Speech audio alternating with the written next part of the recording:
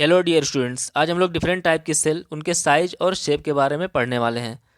तो चलिए देखते हैं। जो माइकोप्लाज्मा होता है ये सबसे स्मॉलेस्ट सेल होता है, जिसकी लंबाई 0.03 माइक्रोमीटर होती है। 0.3 माइक्रोमीटर। जबकि बैक्टीरिया जो हमारा होता है, बैक्टीरिया की लंबाई कितनी होती है?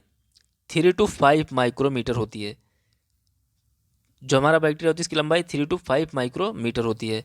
चलिए देखते हैं। ये देखिए, जो बैक्टीरिया होता है हमारा 3 to 5 माइक्रोमीटर लंबा होता है। The largest isolated single cell is the egg of an ostrich.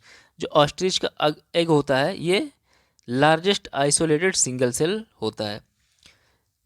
किसमें? मल्टी सेलुलर ऑर्गेनिज्म में। Human red blood cell are about 7 micrometer in diameter. जो ह्यूमन रेड ब्लड सेल होता है यानी आरबीसी जो होता है हमारा, उसका जो डायमीटर होता है कितना होता है? 7 माइक्रोमीटर होता है। Nerve cell are some of the longest cell.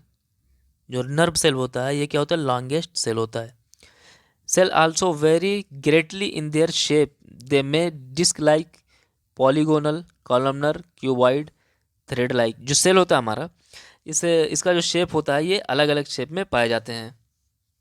The shape of the cell may vary with the function of perform.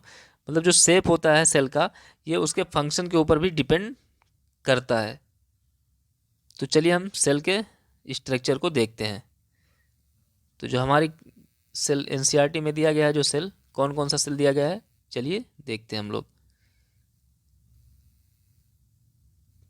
ये हमारा आरबीसी, हमारा आरबीसी है ये। आरबीसी कैसा होता है? राउंड और बाई कॉनकेव होता है।